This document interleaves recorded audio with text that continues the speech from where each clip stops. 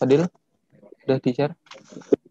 Oke, saya mulai. Assalamualaikum warahmatullahi wabarakatuh. Waalaikumsalam warahmatullahi wabarakatuh. Alhamdulillahirrabbilalamin. Kita bisa bersilaturahim di sore ini menjelang buka puasa yang alhamdulillah sekarang 1 Ramadan ya Ustaz ya. Hari pertama puasa dan insya Allah semoga seluruh amal kita, seluruh kebaikan kita yang di bulan puasa ini sampai 30 hari ke depan insya Allah dilipat gandakan dan diridhoi oleh Allah Subhanahu wa taala. Amin ya rabbal alamin. Amin. Bismillah. Salawat salam mari kita panjatkan kepada Nabi kita Nabi Muhammad Sallallahu Alaihi Wasallam yang telah memberikan ibroh-ibroh yaitu yang luar biasa sekali, memberikan panutan-panutan kepada seluruh umat sampai hari ini, sampai yaumil qiyamah kelak, yaitu ad-dinul Islam. Insya Allah di sore ini menjelang maghrib, istilahnya ngabuburit ya Ustaz ya. Ngabuburit kita ini diisi oleh, alhamdulillah kita sudah hadir di tengah-tengah kita Ustadz Ghaffar Ismail, yaitu dosen Fakultas Agama Islam UMY. Sama ini saya semakin lapar ini, gak sabar buka puasa ini. Owner spesial bebek pencit, Masya Allah. Alhamdulillah. Ya, Allah akan dengan tema adab-adab bisnis dalam Islam. Yang semoga di bulan Ramadan ini kita yang mau berbisnis bisa mungkin semuanya sudah insya Allah sudah mengerti Ustaz tentang adab-adab bisnis, tapi kita di-refresh lagi, disegarkan lagi tentang ilmu kita, tentang di adab-adab bisnis. Semoga di bulan Ramadan ini semakin berkah dalam berniaga, semakin diridhai Allah juga, dan bisa membantu orang banyak. Insya Allah begitu, Ustaz. Oke, alhamdulillah. Sekarang sudah 26 yang hadir. Ya, dan ini pertemuan pertama kita Ustaz di jam segini. Sebelumnya kita ada di jam 7:30 karena dan alhamdulillah penuh, dan sekarang kita pindah, karena puasa kita sesuaikan di jam 3:30 supaya sekalian ngabuburit menimba ilmu biar puasanya semakin berkah Ustaz. Tapi Allah mungkin ini lebih agak mungkin masuknya tidak secepat yang 7:30 karena mungkin ada yang beli takjil, ada yang persiapan ba'da salat asar di lokasi daerah agak barat kayak Sumatera kan baru asar ini Ustaz. Jadi mungkin ada penyesuaian seperti itu. Oke, dan alhamdulillah ini kita rekam juga dan kita live di YouTube. Insya Allah kalau misalkan ini penuh Ustaz, bisa dilihat di YouTube dan rekamannya insya Allah akan kita share di YouTube juga. Oke, alhamdulillah.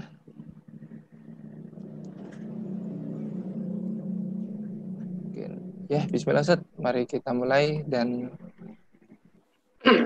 insya Allah sekarang kami berikan kepada Ustadz Ghaffar Ismail. Kita persilahkan untuk membagikan ilmu kepada kita semua. Bismillah, berkah. Monggo Ustaz. Bismillahirrahmanirrahim. Assalamualaikum warahmatullahi wabarakatuh. Waalaikumsalam warahmatullahi wabarakatuh. Alhamdulillah. Alhamdulillah. Ja'ala Ramadan syahras siyami wal qiyam wa akhrajan nas minadh dhulumati ilan nur. Asyhadu an la ilaha illallah al-wahidul qahhar wa asyhadu anna Muhammadan abduhu wa rasuluh. Allahumma shalli wa barik ala nabiyyina Muhammadin wa ala alihi wa sahbihi ajma'in, amma ba'd. Saudara sekalian yang dirahmati Allah, alhamdulillah, puji syukur kehadirat Allah pada hari yang mulia kita mengawali Ramadan, hari yang dilipat gandakan amal, hari di mana ditunggu oleh seluruh kaum muslimin se-Indonesia, sejagat raya, alam semesta, bahkan malaikat-malaikat menunggu hadirnya Ramadan. Para sahabat bulan sebelum Ramadan sudah berdoa kepada Allah untuk dipertemukan dengan Ramadan ini. Alhamdulillah pada hari ini kita bertemu dengan Ramadan. Maka sebelum membahas adab bisnis dalam Islam, ingin saya ingatkan diri saya, juga saudara-saudara sekalian, para pendengar, para pemirsa, tentang hadis Rasul Shallallahu Alaihi Wasallam, man shoma Ramadana imanan wahtisaban ghufira lahu ma taqaddama min dambi. Barang siapa yang berpuasa Ramadan karena keyakinan kepada Allah dan hanya berharap pahala dari Allah, maka akan diampuni dosa-dosanya yang telah lalu. Dalam hadis yang lain tidak menyebut puasa tapi menyebut qoma Ramadan, barang siapa yang berdiri untuk sholat Ramadan.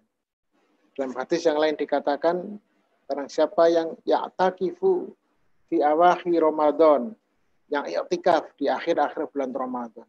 Semoga saja mulai start hari ini kita bersungguh-sungguh, ya, kita berpuasa qiyam Ramadan, kemudian i'tikaf, meskipun dalam kondisi kita akan banyak di rumah. Kita sholatnya di rumah, kita i'tikaf di rumah, kecuali yang memang masih sangat hijau royo-royo, tidak kuning apalagi merah, ya sesuai dengan keyakinan, tapi tetap waspada dan harus hati-hati itu untuk melakukan di masjid, agar tidak ketularan maupun menulari orang lain kalau memang terkena corona. Yang kami banggakan dan dirahmati Allah Subhanahu wa taala, saudara sekalian, pada awal ini kita membahas adab bisnis dalam Islam.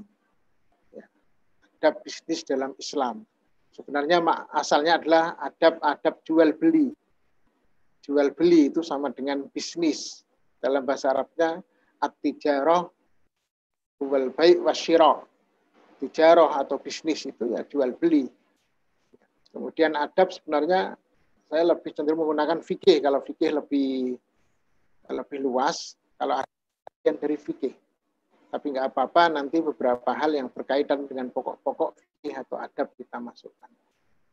Waktu kita ya 1 jam lebih seperempat, nanti 5 menit saya sampaikan, barangkali ada tanya jawab, ada jawab ya nanti ya, kira-kira. Insya Allah kita buka tanya jawab. Oke. Saudara sekalian, yang saya mulai dari sebuah harapan bahwa hari esok harus lebih baik dan lebih manfaat. Khairun nas anfa'uhum linnas. Baik-baik orang adalah yang punya manfaat pada orang lain. Dan saya yakin yang hadir untuk menyaksikan dan bersama-sama kita mengikuti kajian pada sore ini adalah sudah masuk atau sudah berkecimpung di dalam bisnis. Paling tidak yang punya keinginan untuk bisnis lah. Dan semua kita itu pasti berbisnis, karena jual beli itu bisnis. Tidak ada orang yang tidak jual beli. Siapapun kita itu pasti melakukan yang namanya jual beli. Karena itu kita tidak bisa melepaskan diri dari bisnis. Karena itu Rasulullah Shallallahu Alaihi Wasallam sebelum diutus oleh Allah jadi nabi dan rasul, dia adalah bisnismen. Tajir al-amin, as-saduq al-amin, tajir bisnis yang sangat terpercaya, ya, dan bertanggung jawab. Karena itulah maka kita harus punya keinginan apa yang kita lakukan sekarang lebih baik daripada kemarin, dan apa yang akan datang harus lebih baik daripada hari ini. Dan bukan hanya lebih baik untuk diri kita, tetapi bagaimana itu punya manfaat pada orang lain. Khairun nas anfa'uhum linnas. Dan yang kedua, apakah bisnis kita saat ini sudah bisa membuat kita bahagia? Dan lebih penting adalah apakah bisnis kita bisa membawa kita ke surga? Dan bisnis hanyalah untuk konsumsi di dunia kita menjadi kaya, merasa terhormat, dikagumi,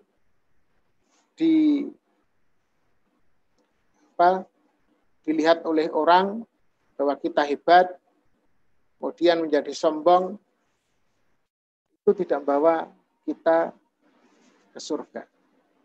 Al-iyadu billah. Maka kita berlindung kepada Allah bahwa apa yang kita lakukan di sini harus membawa poinnya itu adalah ke surga. Hadirin sekalian yang dirahmati Allah, para ikhwan dan akhwat, dalam pembahasan ini kita akan bagi 3. Yang pertama adalah tentang nilai belajar. Karena belajar atau mengkaji itu penting. Bahwa qoblal amal, ilmu itu sebelum amal. Mengetahui sesuatu harus ada, harus diberikan, harus kita lakukan sebelum kita berbuat sesuatu. Perilaku itu akan salah, tidak terarah, ngawur apabila dilakukan tanpa ilmu. Karena itu maka di awal ini kita akan membahas tentang sebuah belajar. Apalagi kaitannya dengan kita seorang muslim. Yang kedua, sebelum kita masuk adab bisnis, kita akan membahas apa itu hakikat harta dulu. Yang mau kita cari, kita perjuangkan. Lalu bagaimana adab-adabnya dalam mencari harta atau berbisnis. Kita akan mulai pertama yaitu nilai belajar.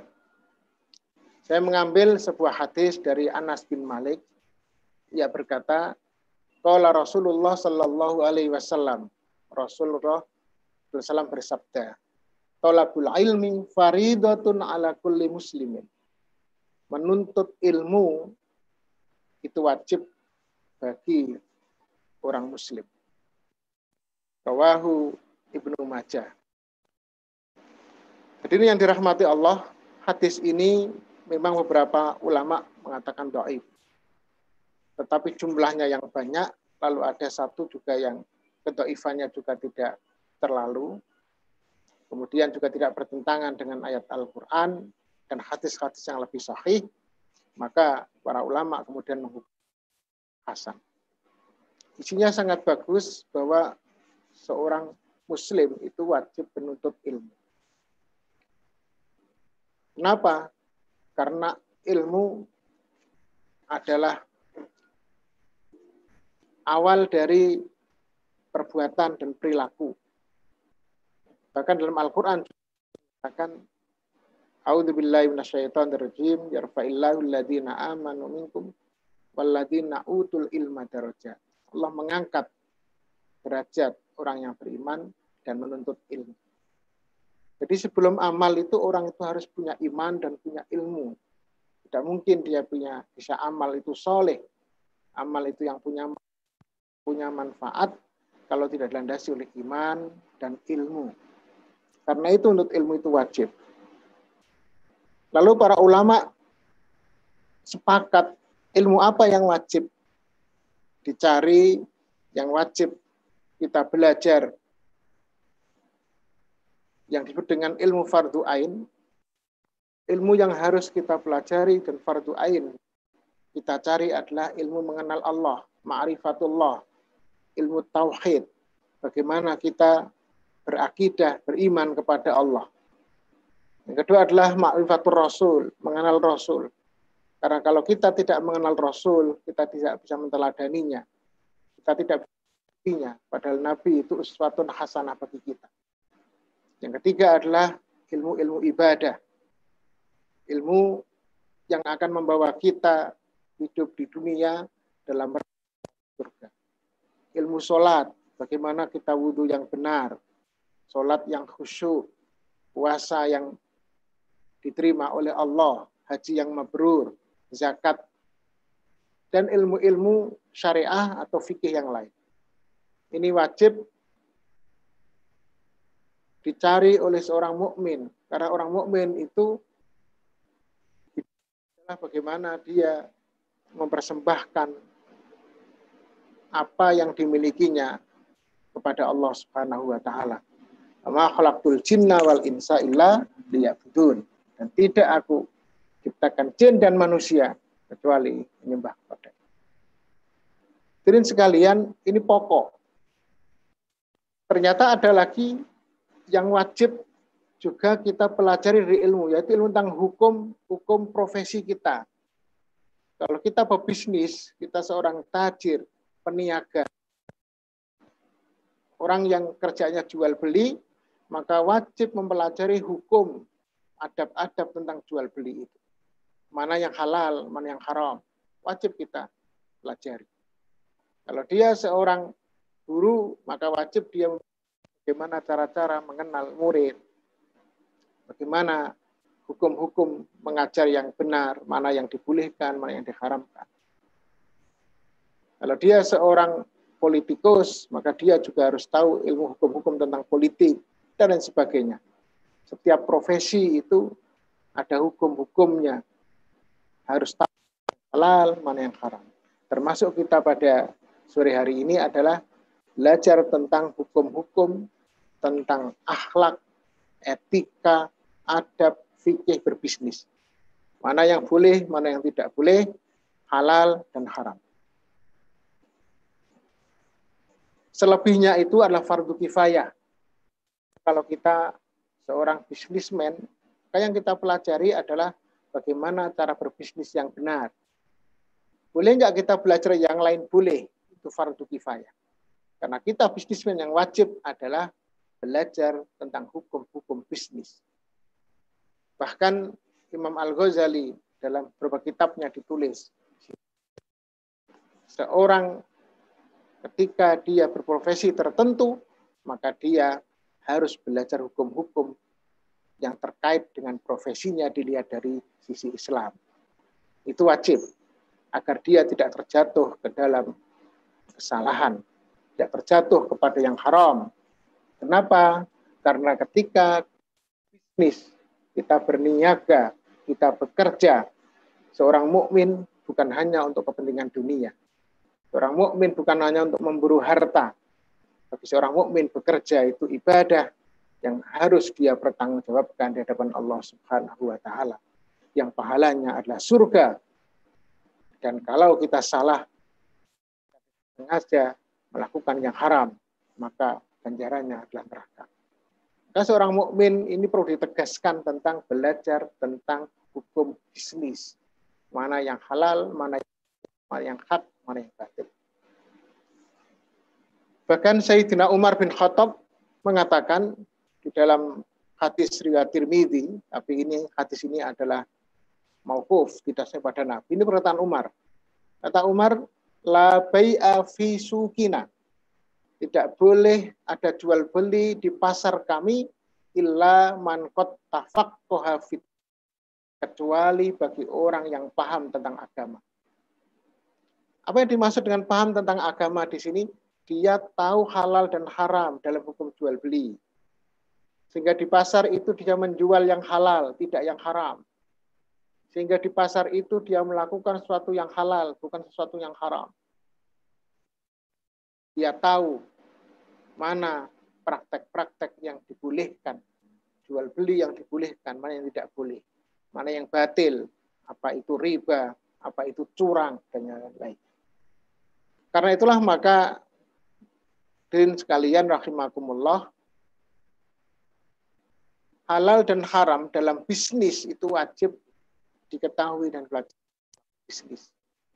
Bila dia seorang mukmin, karena ini bukan hanya kaitannya dengan kekayaan di dunia, tetapi pertanggungjawaban kita di hadapan Allah Subhanahu wa taala.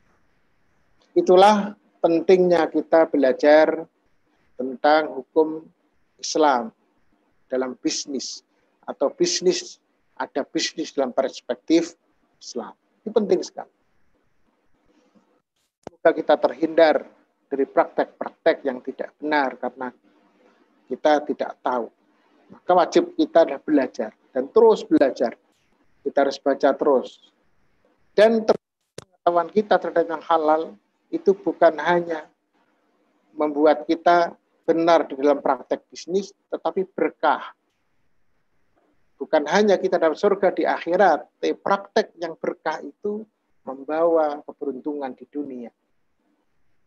Bahkan mungkin kita pernah mendengar praktek-praktek bisnis yang mendapat yang tidak pernah bisa dibayangkan sebelumnya. Karena dia seorang yang jujur, seorang yang baik, maka bisnisnya menghasilkan dan dilipat gandakan oleh Allah Subhanahu wa Ta'ala. Inilah hal-hal yang berkaitan dengan ilmu yang wajib kita pelajari, baik ilmu mengenal Allah, mengenal Rasulullah SAW, ilmu untuk beribadah yang benar, sholat, puasa, haji, zakat, dan ilmu mengenai hukum jual beli, halal dan haramnya di dalam berbisnis. Yang kedua adalah sekarang kita akan membahas hakikat harta. Ada 2 poin di dalam pembahasan ini, hadirin sekalian. Yang pertama, harta itu hidup yang dibolehkan untuk kita ambil. Allah Subhanahu wa Ta'ala berfirman dalam surat Al-Imran ayat 14, A'udzubillahi minasyaitonirrajim. Zujina linnasi hubbus syahawati minan nisa wal banin wal qanatiril muqantarati minadz dzahabi wal fiddati wal khailil musawwamati wal an'ami wal qas.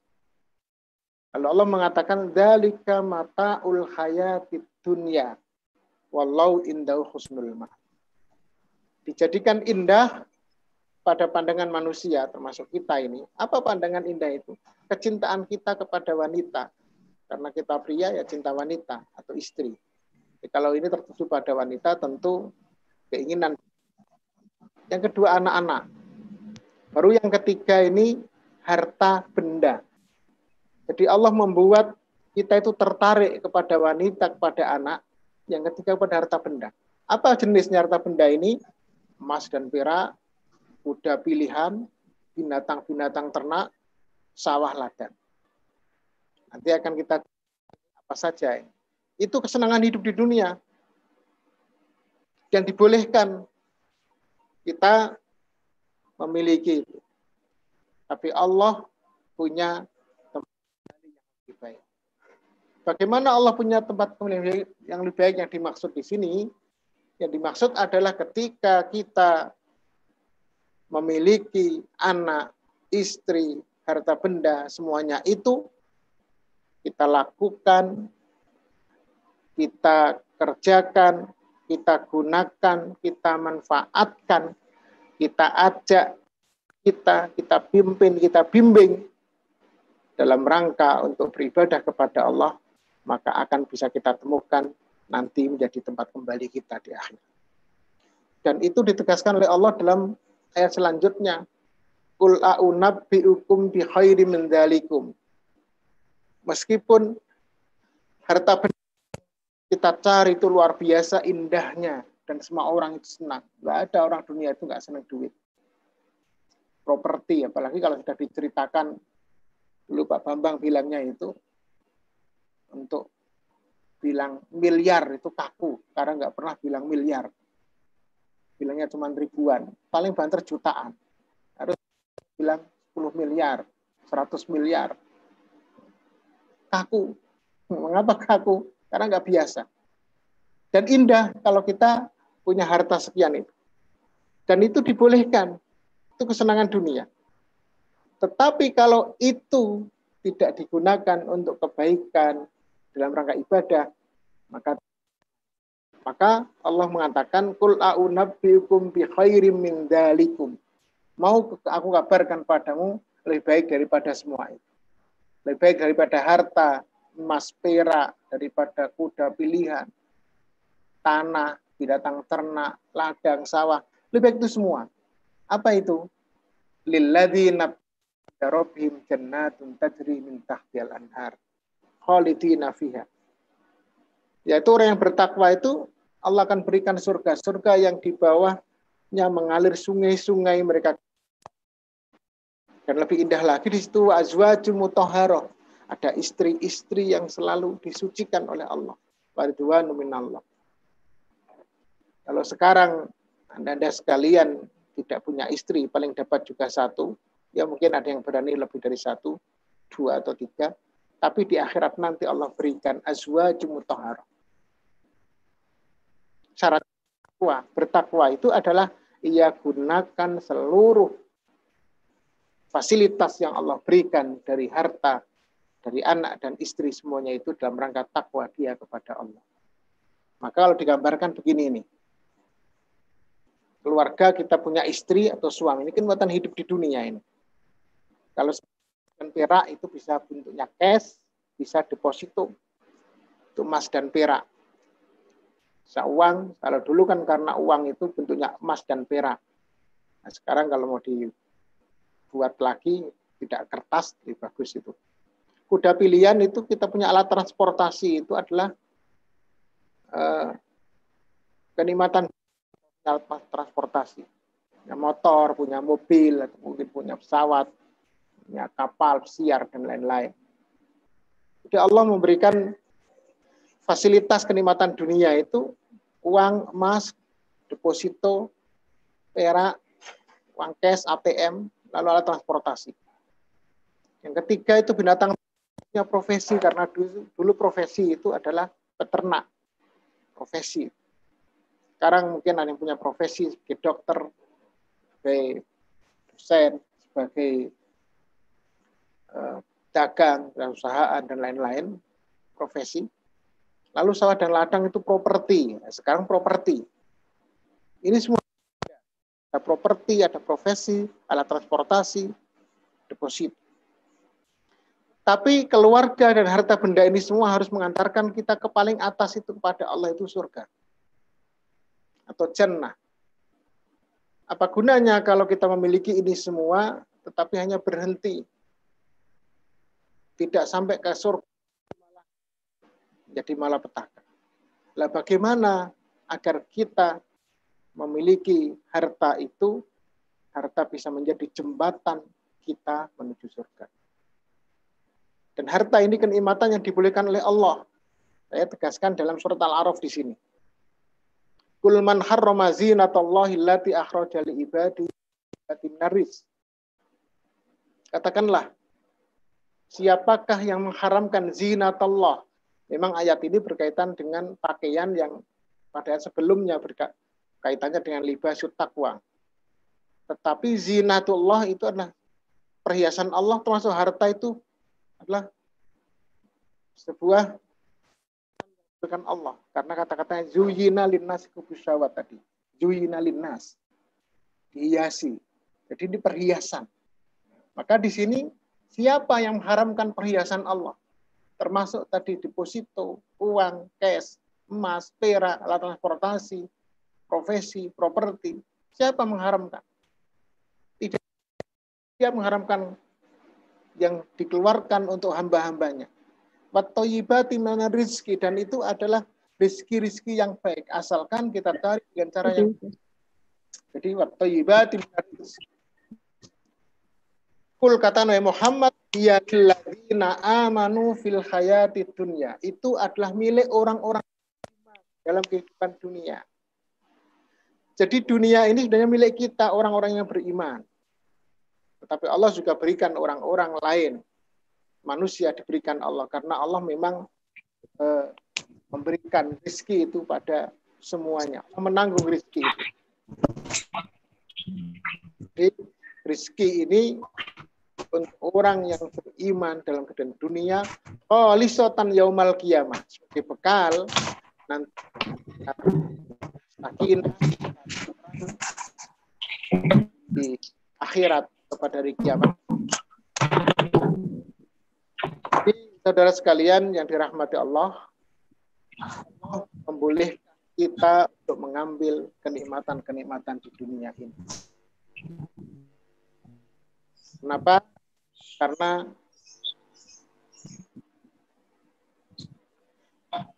kita memang dalam hal ini manusia khalifah yang oleh Allah diberikan hak untuk mengelola bumi, mengelola alam semesta, sehingga kita di sini diberikan hak untuk memiliki fasilitas untuk mempermudah pengelolaan alam. Lalu yang kedua, meskipun harta itu adalah fasilitas, dibolehkan dan halal untuk kita, tapi ingat, harta itu adalah ujian dan fitnah yang bisa melalaikan. Kita harus hati-hati. Ada orang yang dulu masih belum punya apa-apa, dia bertakwa, dekat dengan Allah, dekat dengan masjid, dekat dengan masyarakat, orang-orang, ketika dia sudah diberikan harta, justru malah dia tidak lagi dekat dengan Allah. Dalam surat Al-Anfal ayat 28, wa'alamu annama amwalukum wa auladukum fitnah. Banyak ayat semacam ini, bahwa harta dan anak itu fitnah. Padahal tadi oleh Allah diberikan sebagai perhiasan. Tapi kalau kita salah mengelolanya, anak itu fitnah. Bahkan ada yang lain, anak dan istri itu bisa jadi musuh. Ya. Lalu dalam ayat yang lain juga tentang harta ini, ya ayyuhalladzina amanu la tulhikum amwalukum wala auladukum an dzikrillah. Hai orang yang beriman, janganlah harta-hartamu dan anak-anakmu itu melalaikan kamu dari mengingat Allah. Wa may yaf'al dzalika fa ulaika humul khasirun. Orang yang melakukan itu dia orang yang rugi. Dia punya anak, punya harta, punya segalanya, tapi ternyata Allah berikan fasilitas itu tidak membawa dia ke surga. Justru malah melemparkan dia ke neraka. Na'udzubillahi min dzalik. Karena itulah maka selain kenikmatan harta ini melalaikan. Dan kita harus hati-hati. Di sini dikatakan oleh Allah Saba 37 wa ma amwalukum wala auladukum billat tuqarribukum indana zulfa. Dan sekali-kali tidaklah harta dan anak-anak sedikit pun itu bisa mendekatkan diri kamu kepada kami. Allah tidak butuh anak dan nggak butuh harta. Nggak bisa karena kita punya anak dan punya harta yang banyak lalu kita bisa dekat dengan Allah. Tidak dekat dengan Allah. Bukan itu, tetapi illa man amana. Kedekatan kepada Allah itu bagi orang yang iman wa amila sholihan, lalu beramal soleh. Anak dan hartanya dijadikan sebagai alat bermanfaat, berguna untuk meningkatkan keimanan dia dan amal soleh dia. Coba kita perhatikan para sahabat-sahabat Rasulullah Sallallahu Alaihi Wasallam. Harta dia gunakan dalam rangka dakwah, membantu Rasul. Bahkan hijrah dia tinggalkan semua harta bendanya itu. Lahum jaza'ud dhi'fi bima amilu. Dapatkan balasan yang berlipat-lipat karena apa yang mereka lakukan. Wa fil ghurafati aminun. Dan mereka di tempat yang tinggi-tinggi aman sentosa, maksudnya itu di surga nanti. Saudara sekalian yang dirahmati Allah, harta ada 2 poin di sini. Harta itu adalah sebuah kenikmatan kita. Kita hidup dengan harta nikmat. Kita punya deposito yang banyak terasa nikmat. Meskipun hanya ada di dalam buku tabungan, angka-angka nggak ada duitnya. Terasa aman dan senang. Apalagi di musim corona begini ini. Ya, kerja sulitan, maka melihat angka saja sudah merasa nikmat. Iya enggak? Iya, nikmat kita. Apalagi punya cash di rumah juga, nggak harus kemana-mana. Punya kendaraan yang berjejer, nikmat. Dan juga profesi yang menghasilkan dari rumah saja, kita hanya ngeklik saja uang berguguran, profesi kita tidak menyulitkan kita. Nikmat. Properti, dan semakin lama harga tanah semakin naik, gedung atau tanah pun nikmat. Tetapi kenikmatan itu tidak berarti apapun kalau tidak kita kelola dengan iman dan menjadikan amal soleh. Maka harta ini tanggung jawab kita. Itulah hakikat harta. Kenikmatan sekaligus ujian yang melalaikan. Kemudian juga kaitannya dengan harta yang melalaikan dan fitnah ini, Allah juga mengungkapkan dalam Al-Jum'ah. Wa idza ra'au tijaratan aw lahwan orang-orang manusia pada umumnya itu yang tidak beriman tentunya ketika melihat perniagaan atau permainan mereka bubar untuk menuju kepadanya. Wataroku kako iman lalu meninggalkan Nabi sendirian berkhutbah di sana. Khutbah, ceramah, Islam ditinggalkan. Yang dulu ketika Yahudi dengan menjadi qiradatan khasyiin itu menjadi kera yang hina itu ketika waktu Sabtu yang seharusnya mereka itu beribadah, ia tinggalkan. Kenapa? Karena melihat di pantai, di laut itu ikan-ikan yang datang ke darat sangat banyak. Ini momen yang luar biasa. Ia tinggalkan Allah, tinggalkan Rasul, tinggal. Jadi harta itu bisa melalaikan kita ketika kita menjadikan diri kita fokus pada harta lalu meninggalkan Allah, meninggalkan Nabi, meninggalkan ibadah, meninggalkan ajaran Islam. Kul, kata Muhammad, ma indallahi khairun minallah wa minat tijarah. Apa yang ada di sisi Allah lebih baik daripada permainan itu dan wallahu khairur raziqin. Dan Allah itu sebaik-baik memberikan rezeki. Kaum muslimin rahimakumullah, saudara sekalian dan peserta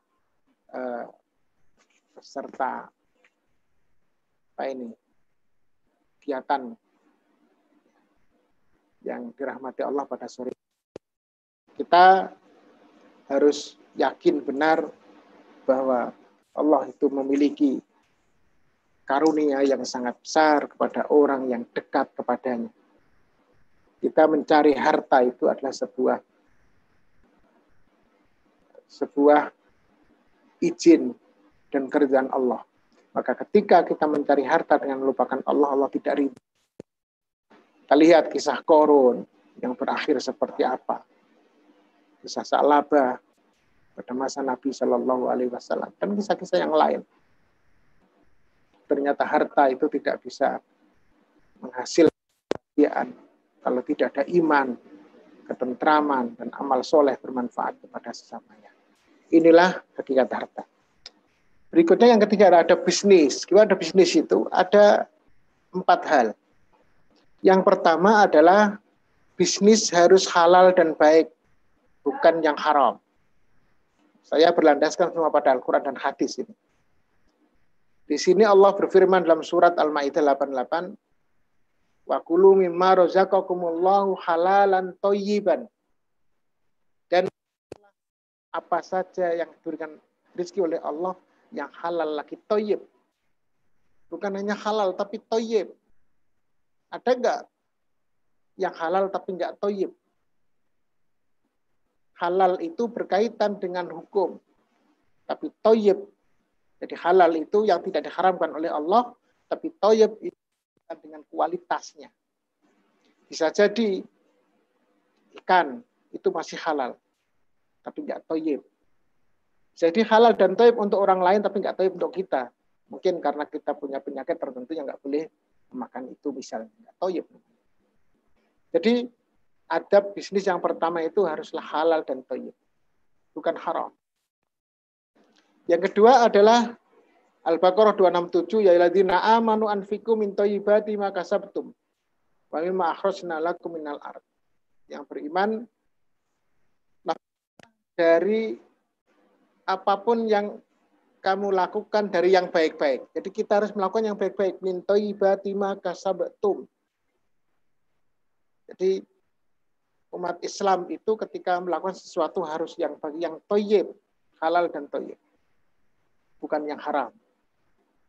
Ibarat binatang dalam Al-Quran itu an-nahl.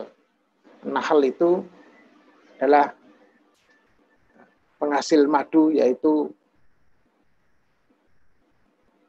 ya dia menghasilkan madu harus dari bunga-bunga yang baik-baik. Disinilah Allah makan seorang atau memberikan ilustrasi seorang mukmin ketika melakukan sesuatu harus yang.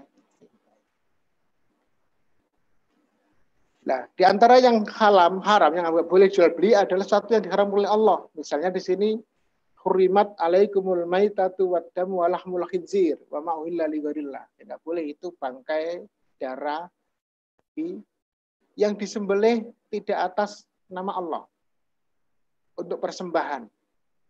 Lalu yang tercekik, yang terpukul, yang jatuh, ditanduk, diterkam binatang buas, tepat untuk disembelih. Yang nggak boleh juga itu adalah sesuatu yang disembelih untuk berhala. Juga diharamkan untuk mengundi nasib dengan anak panah. Jadi itu diharamkan semua binatang-binatang yang disembelih karena itu. Karena itu fusuk, kefasikan. Ya. Fiskun, tidak baik. Seorang mukmin dia harus tahu yang dijual beli yang mana. Karena ini diharamkan, maka jelas tidak boleh dijual belinya. Ma haroma akluhu, haroma bai'uhu. Apa saja yang diharamkan memakan, maka juga diharamkan untuk dijual belikannya. Kalau jual beli untuk dimakan. Misalnya kalau kita mengatakan bahwa kata yang kemarin di kasus corona sedang in waktu di Wuhan itu ya, apa itu kata, apa itu kata kelelawar, dan lain-lain. Kalau memang dia itu dikatakan haram untuk dimakan, ya haram juga dijual belikan. Seorang bisnismen muslim, seorang tajir, seorang yang bekerja di bidang entrepreneur perniagaan, dia tahu mana yang halal, mana yang haram. Kemudian berikutnya adalah innamal khamru wal maisiru wal ansab wal azlamu rijsun min amali syaitan. Ini juga hakikatnya haram. Ya, lalu berjudi. Termasuk kita jual saja khamr enggak boleh. Sampai hati-hatinya pernah sebuah kisah itu yang menarik itu Pak R, saya dapat cerita dari pernya. Lalu dari ustadz yang ikut acara ceramah di Kulon Progo kalau nggak salah. Saking hati-hatinya ketika pulang lapar itu mau mampir warung, di situ ada botol minuman keras. Kata drivernya, Pak AR, itu ada minuman keras. Terus, nggak usah lah kita cari yang lain. Dari warung yang lain ternyata sama, ada minuman. Sehingga sampai lapar benar, akhirnya yang ketiga itu Pak R bertanya, kita mau makan atau mau minum minuman keras? Kita mau makan, ya sudah, kita nggak mau minum itu. Biarkan saja, penting kita yang makan yang halal. Tapi hati-hatinya, jadi seorang mukmin itu berhati-hati di dalam makan sesuatu. Karena dia makan juga hati-hati, maka menjual belikannya juga berhati-hati. Tidak mungkin kita menjual belikan yang haram, berbisnis sesuatu yang haram. Saya kan nggak mau pakai narkoba, kan hanya saya jual pada orang lain misalnya. Naudzubillah min dzalik. Itu juga nggak boleh, Bang, dipakai orang lain. Kita akan memfasilitasi orang lain untuk melakukan yang haram namanya. Nah, kalau gitu menjual baygon boleh nggak, Pak? Oh boleh, karena baygon kan bukan untuk diminum manusia. Memang itu haram kalau diminum manusia, tapi kan untuk nyamuk ya nggak apa-apa. Misalnya. Yang kedua, bisnis itu harus dengan cara yang baik, tidak curang, tidak batil, tidak dolim, anti riba. Kita sangat hafal dengan ayat ini al-mutaffifin. Wailul lil mutaffifin alladzina idza qalu 'alan nas yastawfun wa idza qaluhum aw wazanuhum yukhsirun. Celaka yang besar orang-orang yang curang. Siapa itu? Ketika dia menerima takaran, dia minta dipenuhi, kalau bisa dilebihi. Tapi ketika dia menakar untuk orang lain, maka ketika dia mendapat sesuatu dilebihkan. Tapi ketika dia menjual pada orang lain, dia kurang. Apa yang dia inginkan? Riba. Al-kathir.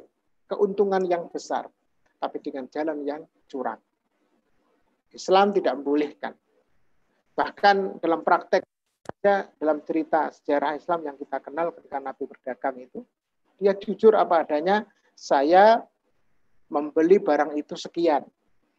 Bahkan kalau ada aibnya, seorang mukmin itu ditunjukkan apa aibnya. Saya membeli sekian, waktu itu sudah sekian lama, kemudian ada aibnya ini, Anda mau beli berapa? Nah, seringkali kan selama ini kita demi meraih keuntungan yang besar, banyak ya, bukan kita semoga ya, orang-orang itu bermain curang. Ya. Justru malah yang jelek dia ditutupi, didempul biar nggak kelihatan. Wah, ini asli ini. Ya, tidak ada yang rusak. Dapat mahal, padahal itu sudah rusak. Maka bisnis itu nggak boleh curang. Nggak boleh batil. Ya ladzina amanu la ta'kulu amwalakum bainakum bil batil. Apa batil yang dimaksud itu? Kebatilan itu sesuatu yang berlawanan dengan kebaikan. Ya, batil. Al-haq wal batil. Nggak benar maka dia batil.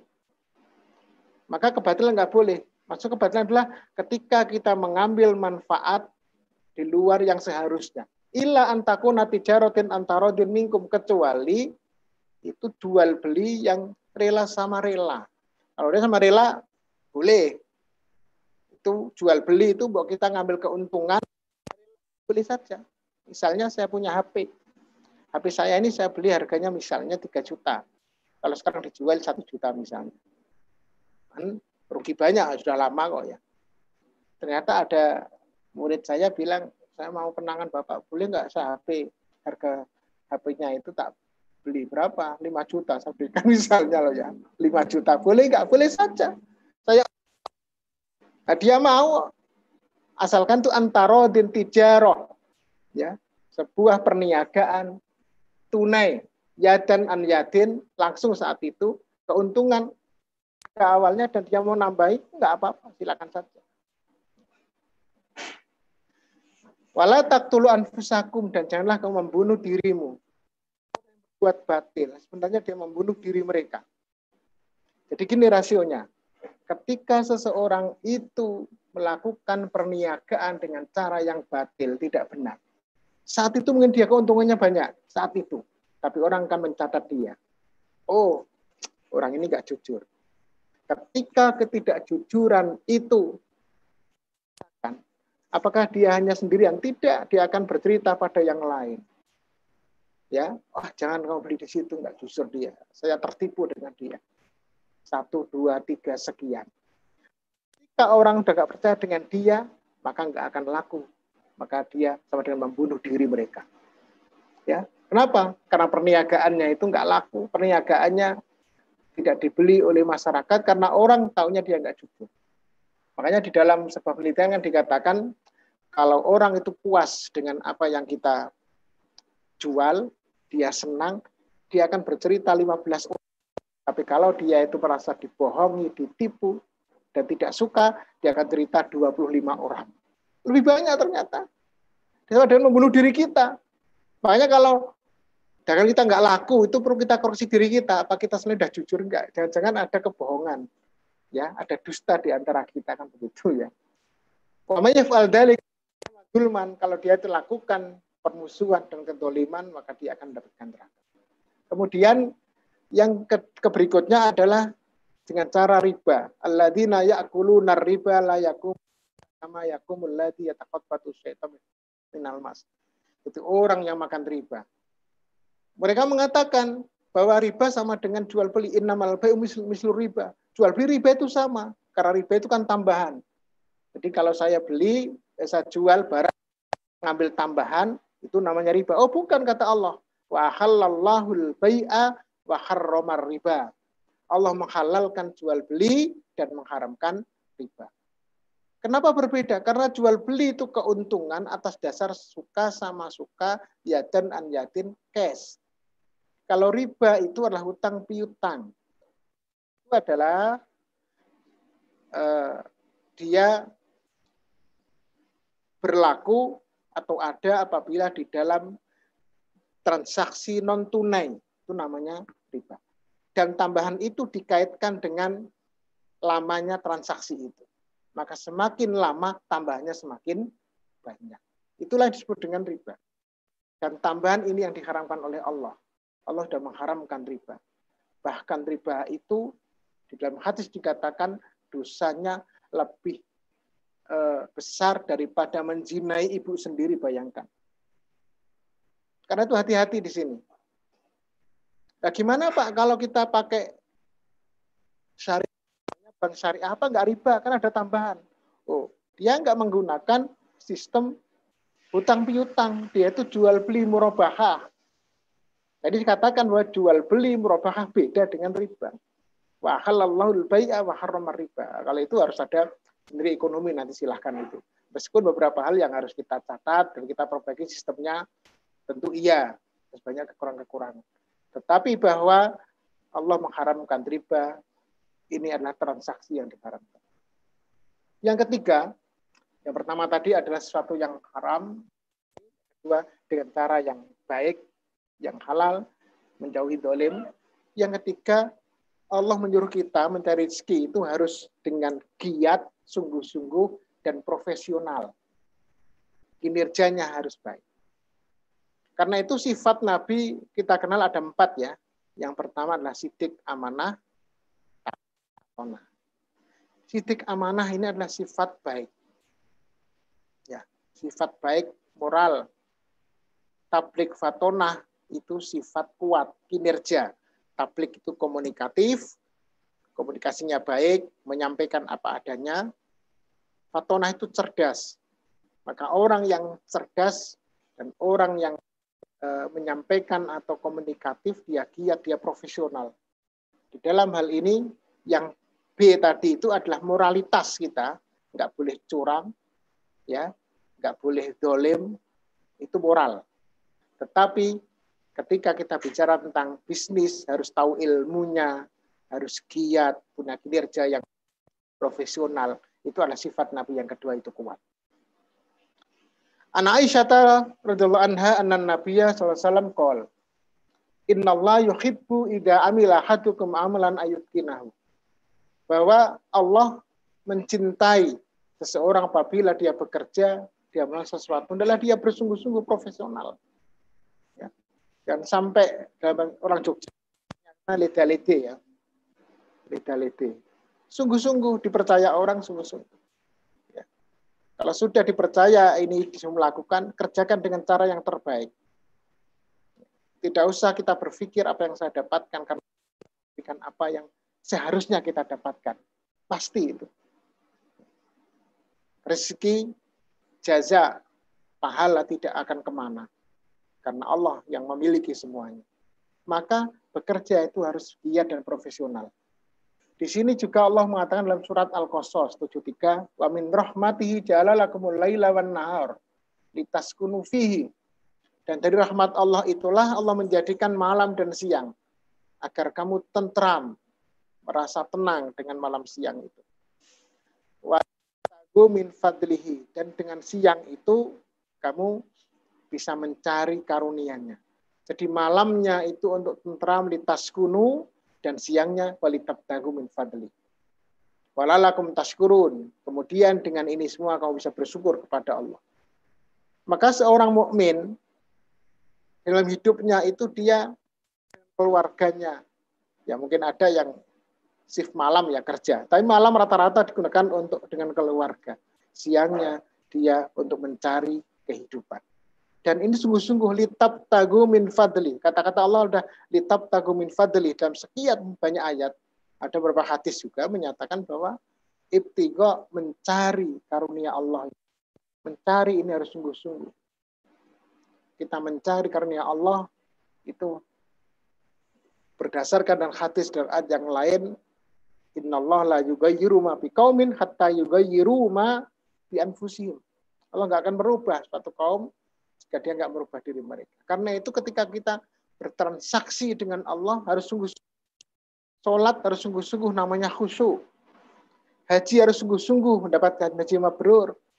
Puasa dikatakan iman ihtisaban, sungguh-sungguh karena Allah. Nggak ada yang main-main dunia ini. Termasuk dalam bekerja kita sungguh-sungguh. Kerja giat. Walladzi ja'ala lakumul arda dalulan. Surat Al-Mulk. Dialah menjadikan bumi kamu, dalul, tunduk kepadamu.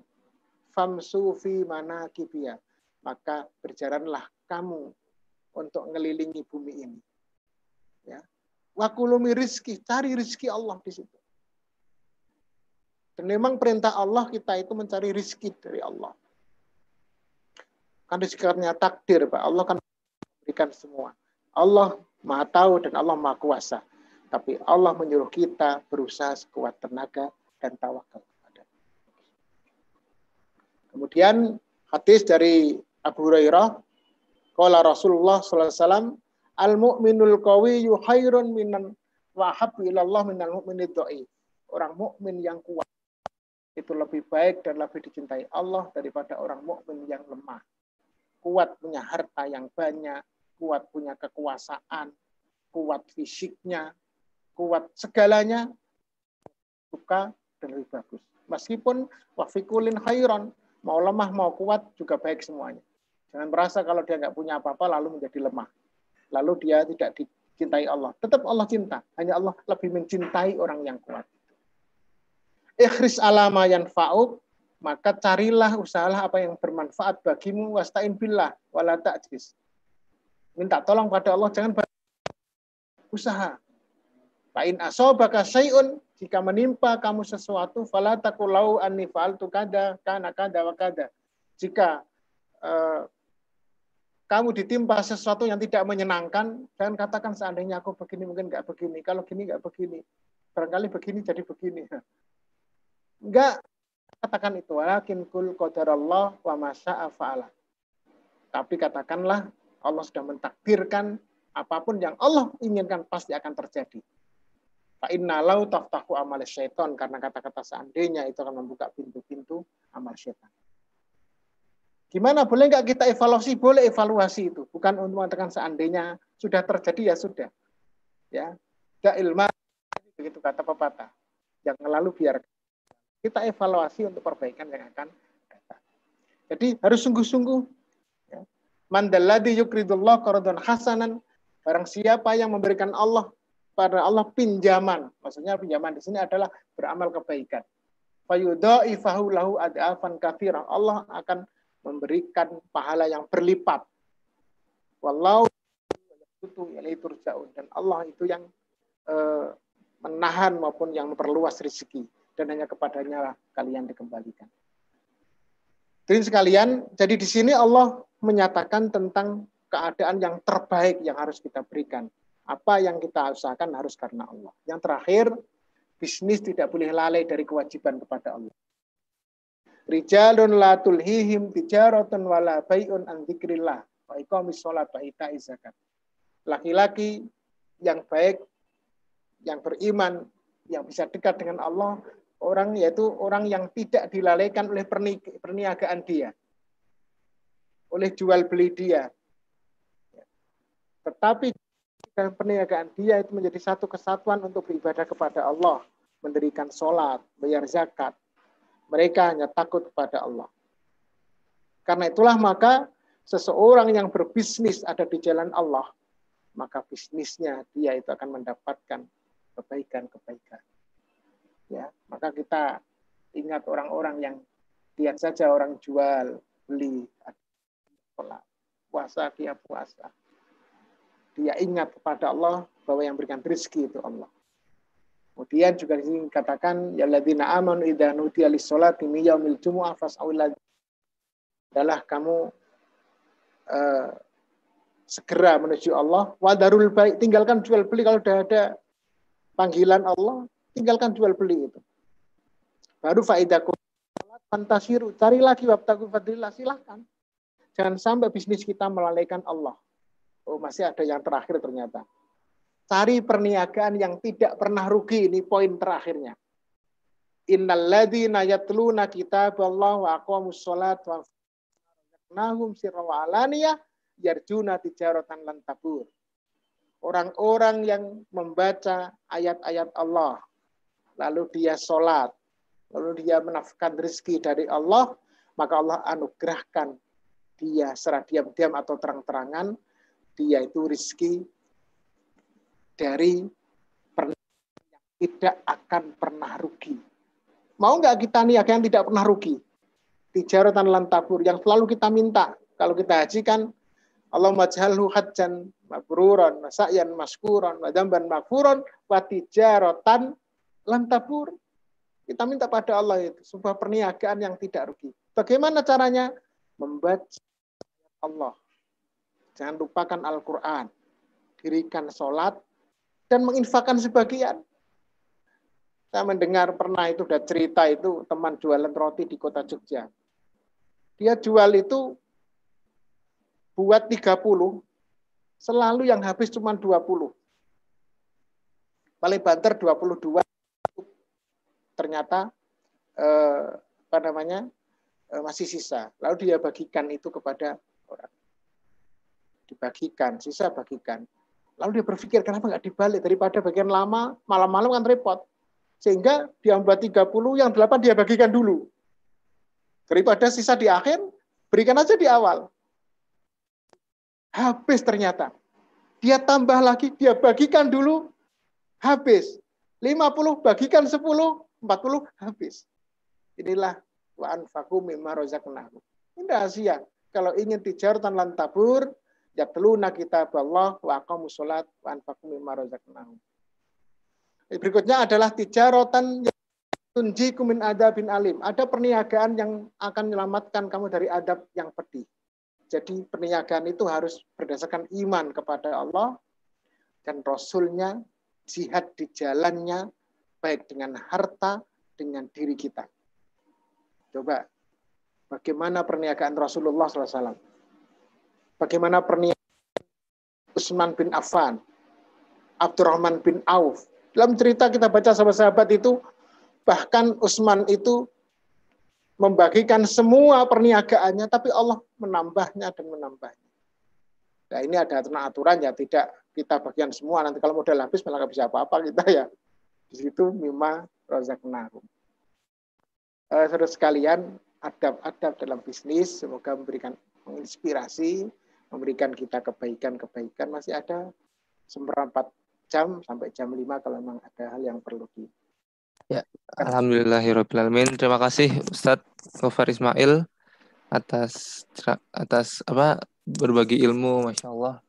Ilmunya luar biasa sekali dan alhamdulillah yang bisa saya simpulkan itu alhamdulillah Ustadz mengajak kita untuk jujur, profesional, dan profesional seperti apa, kecacatan apapun harus dijelaskan.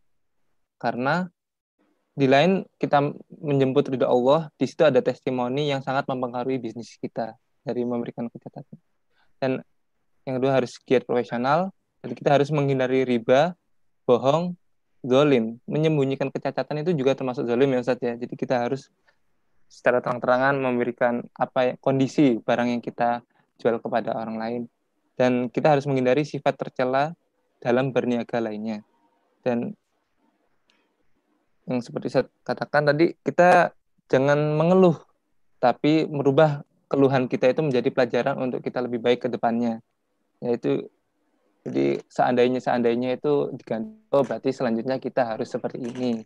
Nah, itu yang harus yang saya dapatkan dari. Dan yang terpenting, walaupun kita berniaga, ya insya Allah ahli gitu ya, tapi jangan lupa ini yang istilahnya pelumas niaga kita, licin kita, yaitu jangan sampai lalai dari kewajiban Allah Subhanahu wa taala.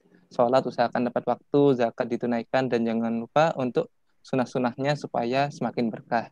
Dan juga yang terakhir adalah cari perniagaan yang tidak pernah rugi. Yaitu apa?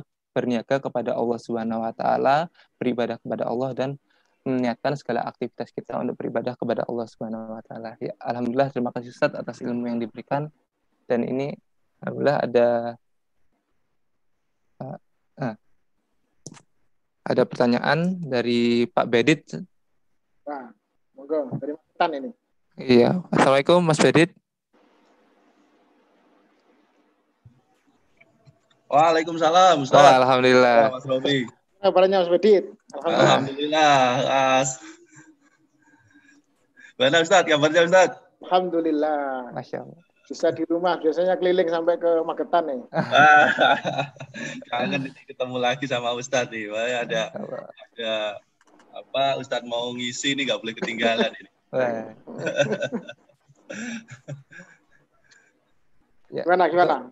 Gimana Mas Robi? Langsung. Pertanyaannya langsung aja biar. Oke. Nanti kalau bisa jawab, nggak bisa PR ya. langsung. Menarik sekali Ustadz kajiannya Ustadz. Tadi ada beberapa yang terus membuat kami mengingatkan dan terus membuat kami semangat untuk bagaimana kita bahwa umat itu harus kuat gitu ya. Tadi ada beberapa poin begitu dan kita harus Ya, jual beli tidak hanya bagaimana kita kalau dari teman-teman itu kan untung rugi, tetapi surga neraka kan gitu ya Ustaz ya. Ya.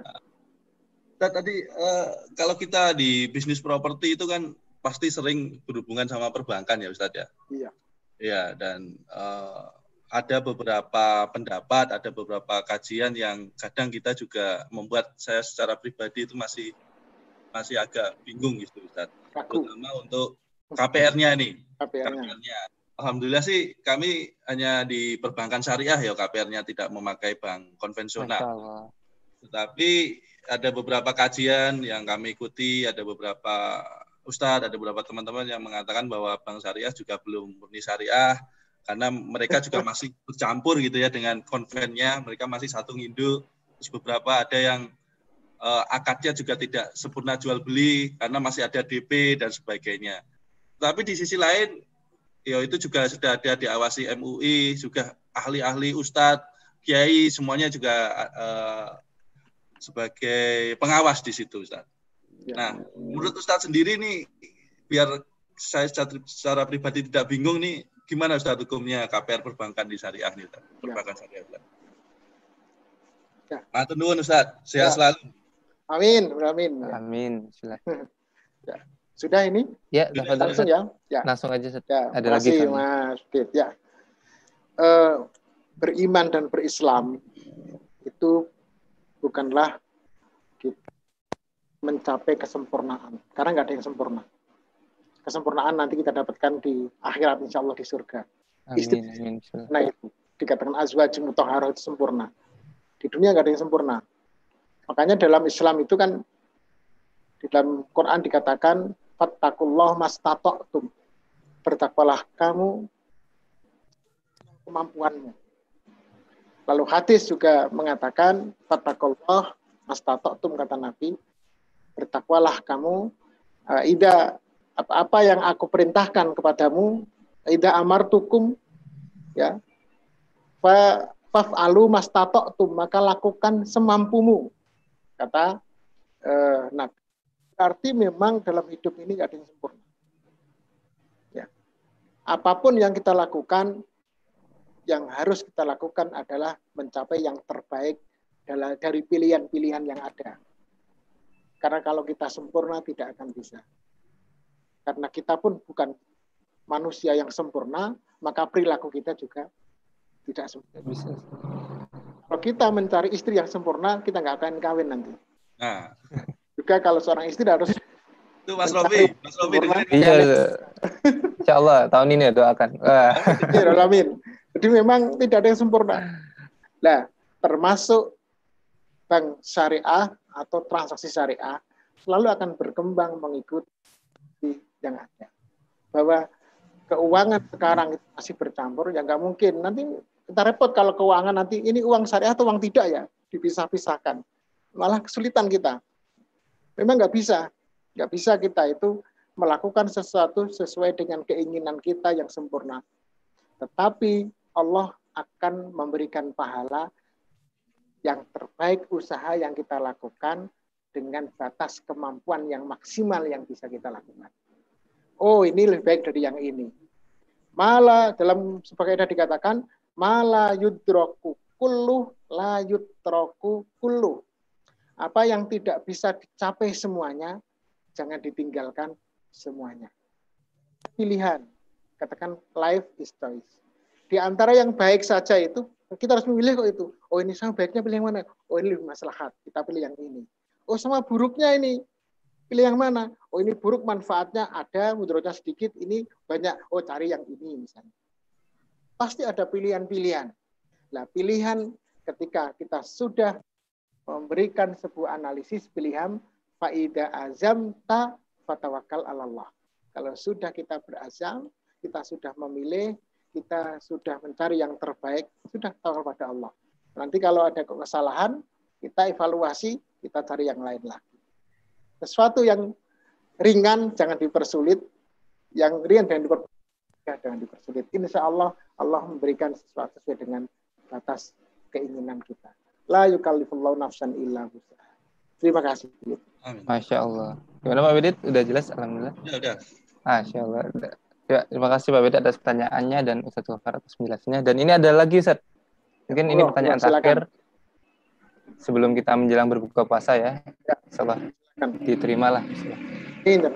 Ini ada Pak Antoro dari Magelang, Borobudur. Monggo Borobudur Pak Antoro. Monggo Pak Antoro. Bisa di-unmute. Assalamualaikum Ustaz. Waalaikumsalam warahmatullahi wabarakatuh. Ya, alhamdulillah, marhaban ya Ramadan. Selamat puasa di bulan Ramadan Ustaz. Selamat. Ya, insyaallah. Mau tanya ini Ustaz, berkaitan dengan di seputar di dunia properti. Kita kan sering dengar nih Ustaz, dalam promosi menjual rumah atau kafling siap bangun, itu kan promosinya jual kafling siap bangun. Siap bangun di sini kan maksudnya kan bangun rumah. Ya. Kemudian direspon oleh pembeli. Nah, yang akan kami tanyakan itu hukumnya bagaimana Ustadz? Kan di sini kita menjual barang, tapi kan wujudnya belum ada. Ya. Nah, terus kemudian kan selanjutnya nanti terjadi akad jual beli.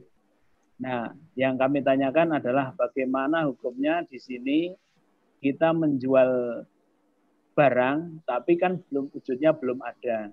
Ya. Ini sesuai dengan syariat itu bagaimana Ustaz? Mohon penjelasannya. Terima kasih. Ya, terima kasih. Pak Antoro ya, dari Magelang. Borobudur Ustaz. Borobudur ya, saya biasa ada di Muntilan biasanya. Oh gitu Ustaz. Memang jual beli asalnya tijaroh itu adalah antarodin, itu yadan biyadin. Barang jadi, kita terima, kita bayar. Tetapi ada jual beli namanya bai'us salam. Jual beli dengan pesanan. Apa yang dimaksud dengan bai'us salam itu adalah jual beli, kita sudah membayar, membayarnya pun sesuai transaksi. Apa langsung full silakan, atau bertahap, ya, sesuai dengan kesepakatan transaksi itu. Bisa 30% dulu atau 50 atau bertahap, tabel dulu 10, sekian, sampai nanti kunci diserahkan baru saya silahkan. Kemudian juga barangnya juga belum jadi, nggak apa-apa. Memang kalau kita pesan kan belum jadi. Namanya bai'us salam itu. Misalnya saya ini sudah bayar 10% pesen tas misalnya. Tapi kriterianya itu sudah jelas. Tasnya harus begini, bentuknya begini, ukurannya segini, nanti harganya segini. Harga akhirnya segini dengan bentuk segini, cocok nggak? Oke, cocok. Maka itu transaksi. Itu namanya bai'us salam. Termasuk adalah rumah. Orang menjual rumah, tapi belum jadi rumahnya, nanti jadinya setelah 1 tahun, misalnya lah ya transaksi ini. Nanti dia bayarnya pas akhir setahun itu. Atau bisa juga dia bayar di awal, silahkan kalau mau. Banyak kok. Dan yang bangun butuh duit misalnya. Bayar dulu Pak, baru nanti saya bangunkan. Oh, ya nggak apa-apa, asalkan dia percaya loh ya. Dan sama muslim harus percaya biasanya. Tergantung transaksi nih, bayarnya pun nggak ada aturan. Pada asalnya hukumnya mubah. Yang penting di situ tidak ada kecurangan, tidak ada kedoliman, harus saling berbagi. Ada lagi yang terbaru sekarang ini, beli rumah dapat istri misalnya. Beli nggak itu? Nah, itu luar biasa. Kalau orang mau silahkan ini. Ada orang boleh. Tapi istri singkatan kayaknya. Kemarin yang di Sleman itu kan kalau mau beli rumah saya terus bisa serahkan padamu itu kan. Wah. Dapat rumahnya dan dapat penghuninya kalau itu. Itu intinya bukan begitu. Masa jual diri ya kalau itu nggak bisa. Itu nikahi, maksudnya itu bonusnya itu nikahi saya. Oke. Nah, kalau mau silahkan. Barangkali ada yang mau promosi begitu Mas Bedit silahkan. Siapa yang mau beli rumah dapat suami juga. Wah itu kan. Ya intinya boleh itu bai'us salam Pak Antoro. Terima kasih Ustaz penjelasannya. Jazakallah khair. Alhamdulillah. Ya, terima kasih Pak Antoro atas pertanyaannya. Berarti bisa ditambahkan biar supaya saling aman ditambahin kayak garansi gitu ya Ustaz ya? Ya ada. Jadi akad transaksi itu harus ada hitam di atas putih. Dalam akhir Al-Baqarah kan dikatakan ya jadinya amanu idza tadayantum bidainin ila ajalim musamma faktubu, harus transaksinya. Karena ini kan tidak langsung, nggak cash toh. Kalau cash silakan saja nggak ditulis, kalau bagus ditulis lah untuk garansi khiyar aib dan khiyar majelis kan perlu tulisan. Tapi kalau sudah jelas tidak cash harus ditulis itu akan jadi silang sengketa dan itu nggak produktif bagi kita sama muslim. Ya Ustaz, ini ada pertanyaan terakhir Ustaz. Mohon maaf. Silakan. Yulianto dari Banyuwangi sama Pak Yono karena pertanyaan terakhir sama Pak Indoploso. Wah, Indoploso. Jadi ini pertanyaan terakhir.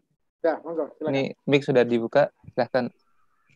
Halo, Assalamualaikum. Oh, Ibu Salam terkatu, monggo Ibu. Saya mau tanya, ini Bu saya Evi. sih pengalamannya, ya Bu Evi. Nggak ada di, oh iya. Saya pakai PC, jadi nggak ada namanya. Pengalaman saya itu sebagai ini ya, sebagai agen, sebagai marketing broker ya. Kita ini kan apa namanya nih? Saya konsumen saya itu kan nggak muslim semua ya Ustaz. Kadang bahkan kadang yang muslim juga kita udah arahin ke bank syariah, dianya maunya bank yang ini, bank yang dia biasa, yang dia punya rekening di situ gitu. Nah itu gimana Ustaz? Ya, Bu Yesi ya. Bu Evi. Evi ya. Jadi gini, transaksi muamalah itu kita sesama muslim atau non muslim itu dibolehkan. Satu. Dengan demikian maka dia bisa memilih apapun bentuk dan jenis transaksi. Yang kedua, kaitannya dengan kita muslim, kita punya peluang sebenarnya ketika kita dengan muslim, bisa peluang untuk mengajak yang terbaik. Maka kalau dia memang pilihannya di bank konvensional, transaksi bayar saja nggak ada masalah kok itu. Misalnya ya kalau transaksinya loh, misalnya menggunakan bank konvensional dengan cara dia menaruh duitnya lewat ATM konvensional, nggak masalah itu, bisa kita ambil juga. Itu hanya lewat saja kok itu. Kalau itu yang dimaksud. Nggak, KPR-nya pakai KPR konvensional. KPR konvensional misalnya. Ya, kalau memang bisa kita bawa kepada syariah itu lebih bagus. Kalau tidak bisa dan itu adalah dia kan bukan muslim ya, non muslim, dia milihnya yang itu. Ya itu bukan kita yang melakukan sebenarnya, tapi dia yang meminta kepada kalau memang pilihan yang pertama adalah ya kita mencari, saya kalau mau tegas dan kita bisa hidup dengan itu, saya maunya dengan syariah, kalau enggak ya enggak jadi. Itu kalau bisa itu yang terbaik. Tapi kalau kita tidak bisa karena kondisi ekonomi, wah ini kalau ini enggak jadi nanti saya enggak bisa makan anak saya, itu namanya pilihan darurat namanya. Kalau pilihan darurat itu artinya ada sesuatu yang terdesak ya, tidak ada pilihan, maka dalam kaidah dikatakan ad-daruratu tubihul mahdurat. Itu yang darurat dibolehkan tidak. Tapi kalau bisa pilihan yang pertama itu lebih bagus, kita berdakwah kepada dia. Memang itu adalah cara berpikir yang pertama. Yang kedua, cara berpikir yang kedua adalah berpikir yang memang kondisi karena di Indonesia ini masih ada dual sistem ya, antara syariah dengan konvensional, itu pasti akan terjadi.